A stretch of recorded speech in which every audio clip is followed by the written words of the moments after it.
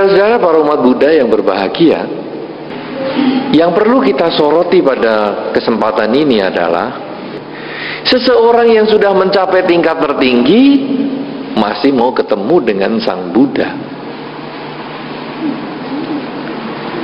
Mereka yang telah mencapai kesucian masih ingin belajar lagi dengan Sang Buddha.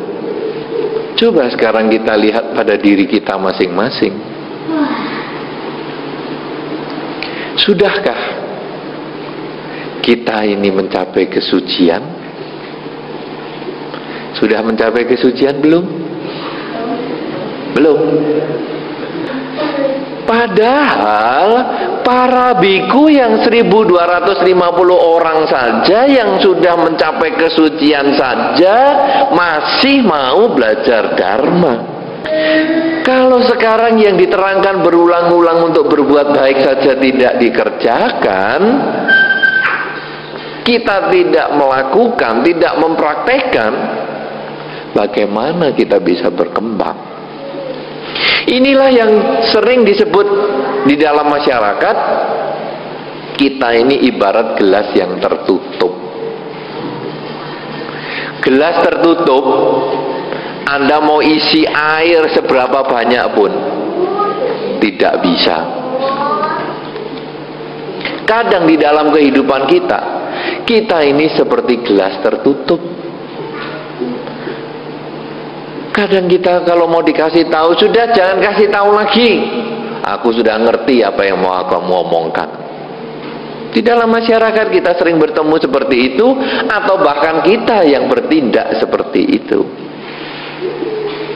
Dinasihati orang, sudah jangan nasihati macam-macam.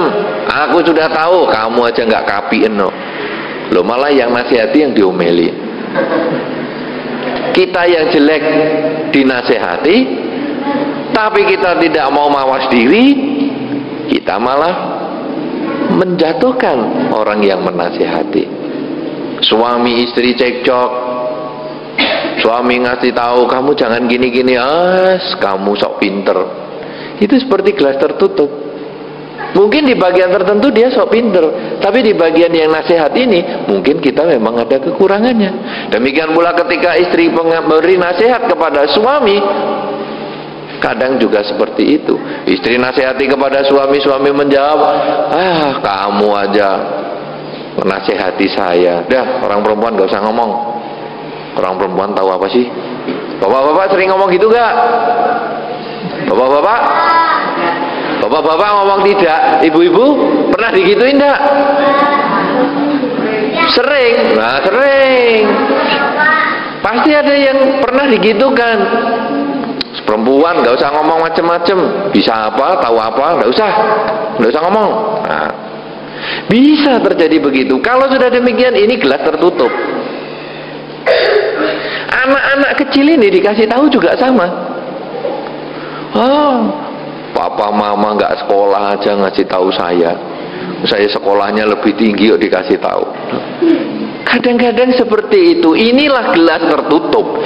Kalau kita sudah sifatnya seperti gelas tertutup, kita tidak bisa maju dalam bidang apapun juga.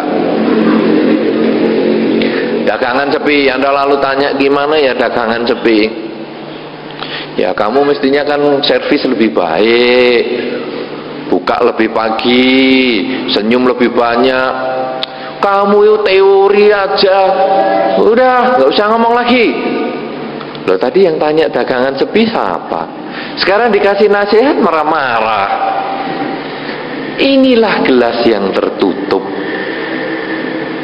Kalau kita sekarang mengamati, merenungkan Magga Puja, bahwa orang yang sudah mencapai kesucian, mereka datang bertemu Sang Buddha. Kemudian mereka meminta kepada Sang Buddha untuk mengajarkan Dhamma. Dan Sang Buddha membabarkan Dhamma bagaimana mengurangi kejahatan, bagaimana menambah kebajikan, bagaimana menyucikan pikiran. Dan itu menjadi bekal untuk mereka. Mereka sudah mencapai kesucian. Mereka tidak bersifat seperti gelas tertutup, mereka bersifat seperti gelas yang terbuka. Kenapa demikian? Karena kesombongan, keakuan, mereka sudah tidak ada lagi. Kalau kita yang belum mencapai kesucian, kesombongan kita, keakuan kita tebal sekali. Begitu kita dinasihati tentang dharma, sudahlah, jangan sedih, hidup ini kan tidak kekal.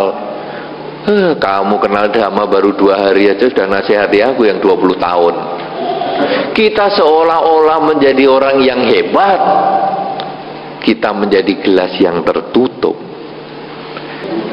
Kalau demikian, kita sebagai seorang umat Buddha tidak ada level mengatakan aku yang paling hebat, kamu yang tidak hebat, aku yang lebih lama kenal Dhamma, engkau lebih baru kenal Dhamma. Tidak. Kita saling membutuhkan. Kita harus bisa saling mengingatkan. Di dalam Dhamma ini kuncinya adalah persahabatan, kesatuan, dan persaudaraan. Sehingga kalau kita mempunyai kekurangan, rekan sedama kita, saudara sedama kita, mereka akan mengingatkan kita. Dan kita tidak bisa bersifat seperti gelas tertutup, pokoknya saya sudah lebih ngerti. Tetapi kita berusaha membuka batin kita untuk belajar lagi.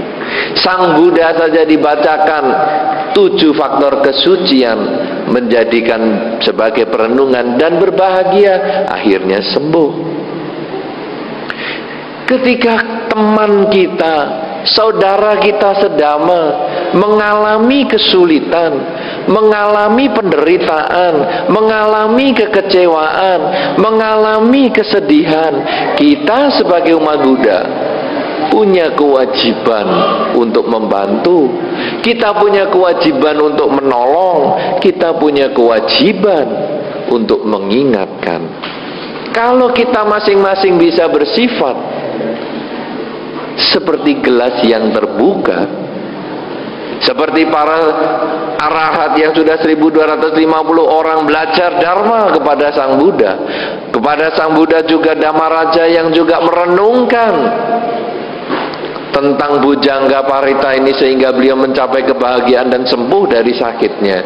Maka kita yang bukan seorang Buddha, kita yang belum mencapai kesucian, kita yang masih belajar Dharma, sudah saatnya kita membuka batin kita untuk selalu belajar dari lingkungan kita, belajar dari buku, belajar dari kaset, belajar dari kebaktian-kebaktian di wihara, belajar dari berbagai sumber, sehingga akhirnya setiap saat kita punya kesempatan untuk mengembangkan batin kita.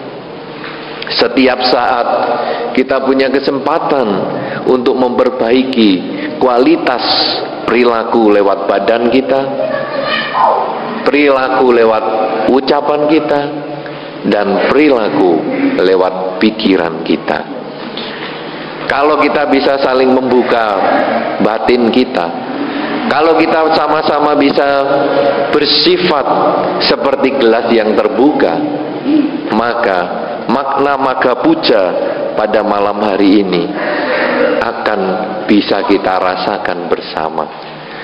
Selama kita masih tertutup, selama kita tidak mau diberi nasihat, baik nasihat oleh pasangan hidup kita, nasihat oleh orang tua kita, nasihat oleh guru kita, nasihat oleh tetangga kita, bahkan nasihat oleh anak kita, selama kita tidak mau menerima itu semua, makna Magga Puja ini belum ada artinya.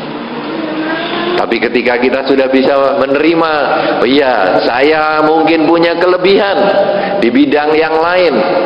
Kadang-kadang kan orang tua kalau dinasihati anaknya mengatakan, kamu kok nasihati saya, kamu masih terlahir di alam demit aja, saya sudah ngerti dan bisa berpikir. Kadang-kadang kita menutup diri seperti itu. Dianggapnya semua nasihat anak salah. Coba saudara-saudara, siapa yang sudah punya anak? Siapa yang di sini sudah punya anak? Nah, banyak ya. Pernah Anda menerima nasihat dari anak Anda? Anda menolak atau tidak? Anda sering mengatakan enggak? Anak kecil aja nasihati orang tua, gayanya. Pernah enggak? Pernah kan? Nah, sekarang setelah Magha Puja ini, kita jangan lakukan itu.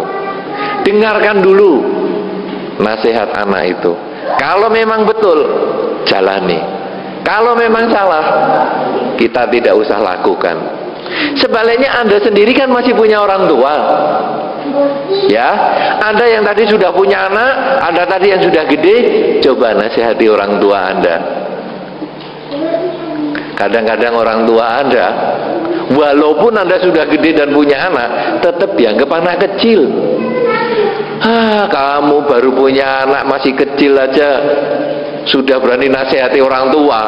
Aku loh yang sudah punya kamu sampai bisa punya anak, gak butuh nasihatmu. Ini hal yang wajar di dalam masyarakat. Tetapi hal yang wajar ini tidak selalu benar. Bukan berarti anak kecil selalu salah. Bukan berarti kita orang tua selalu benar. Tetapi kita harus berusaha. Berusaha untuk belajar dari siapapun juga, dari sumber manapun juga, sehingga akhirnya walaupun anak kita yang menasihati, kita sadar, baik, dia nasihati saya dengarkan. Teman saya menasihati saya dengarkan. Orang tua saya menasihati saya dengarkan. Saya seperti gelas terbuka, siap menerima nasihat, siap menerima koreksi, siap menerima saran dari manapun juga. Tapi saya juga harus merenungkan. Selain saya menerima, bukan langsung saya mengikuti, tapi saya harus merenungkan. Nasihat yang cocok, saran yang sesuai, saya laksanakan dalam kehidupan sehari-hari saya. Nasihat yang cocok tapi kurang sesuai, saya tunda. Mungkin bukan sekarang saya kerjakan. Nasihat yang tidak cocok, nasihat yang tidak sesuai, tidak perlu kita laksanakan. Kalau kita sudah demikian, setiap hari menjadi Magha Puja bagi kita. Karena setiap hari, setiap saat kita punya kesempatan untuk belajar. Sama dengan 1250 orang biku yang telah mencapai kesucian, menggunakan kesempatan Magha Puja untuk belajar dengan mengurangi ketamaan, mengurangi kebencian, dan mengurangi kegelapan batin.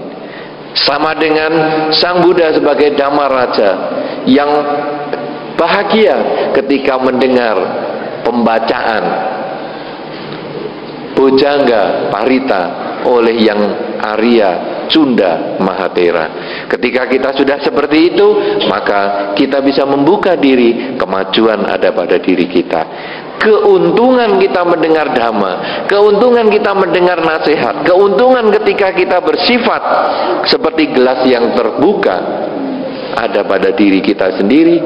Semakin hari semakin maju, karena semakin hari kita menjadikan hari Magha Puja. Karena itu saudara-saudara, Magha Puja pada malam hari ini jangan hanya sampai pada upacara. Setiap hari, setiap saat adalah Magha Puja. Ketika kita mau mendengar, mau merenungkan nasihat dari teman kita, orang tua kita, guru kita, bahkan anak kita, bahkan orang yang mungkin sangat jauh perbedaannya dibandingkan diri kita masing-masing. Selamat Magha Puja. Semoga Magha Puja pada malam hari ini akan menjadi awal perubahan sifat Anda, perubahan cara berpikir Anda, perubahan cara berbicara Anda, perubahan cara bertindak Anda, agar setiap hari selalu meningkat, lebih baik, dan terus bertambah baik sesuai dengan ajaran Sang Buddha. Semoga Anda selalu berbahagia di dalam Dharma. Semoga semua makhluk, baik yang tampak maupun yang tidak tampak, akan memperoleh kebaikan dan kebahagiaan sesuai dengan kondisi karmanya masing-masing. Sabbe sata bhavantu sukhitata.